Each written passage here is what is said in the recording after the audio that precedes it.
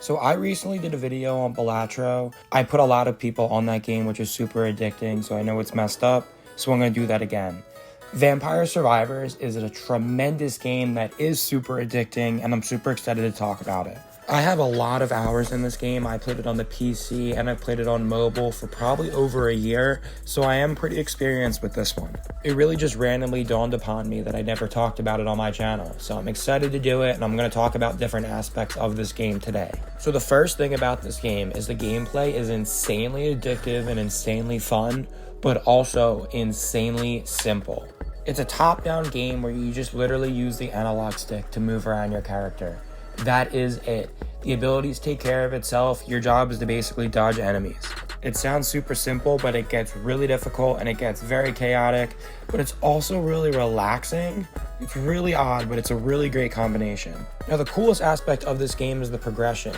So this is certainly a roguelike, and one of the coolest things about it is every single playthrough, every single run is going to feel completely different. You're going to start out with one ability, which you pick your character with, and then from there you're going to unlock different abilities throughout this unique run.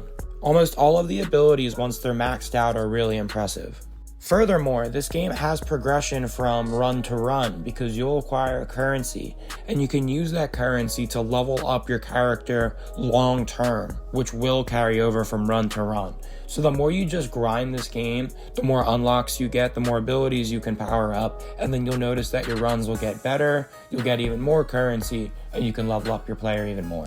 The graphics are very retro style, which is a pretty cool vibe. It also works really well because it does not require much at all from a demanding standpoint. You can easily play this game on the computer. It's also available on iOS and Android. Very simple game to run on that as well.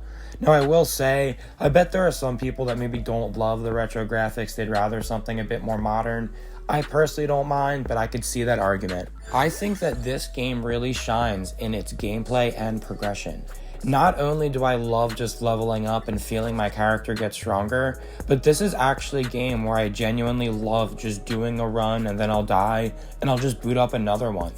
It truly is a game where you just turn your brain off. It's so fun to listen to something as you play this game, and you can really sink some time into it. If anyone out there is playing a super intense story-driven game or even a really intense PvP game, I would say that this complements that really well. Now, this is a pretty difficult game. The more you play, you will also unlock more characters and you will unlock more maps, and some of the maps get really, really tough. But due to that long-term progression, you do have the opportunity to just simply grind, get better, and then eventually get strong enough to do that stuff. I'm playing this game on PC Game Pass. This game is always on sale. I've seen it for $5, I've seen it for $3, and you get a ton of content within this game. If anyone watching this game is looking at it and you have some slight interest, I highly recommend checking it out because I don't think you'll be disappointed if games like this interest you. I truly think that this is also a game for really intense gamers, but also extremely casual gamers. I would recommend this to almost anybody. And I would say that if you're watching this and the gameplay just interests you or the progression system interests you, download it and give it a shot. Thanks guys so much for watching. Please go ahead and have a wonderful rest of your day. Peace!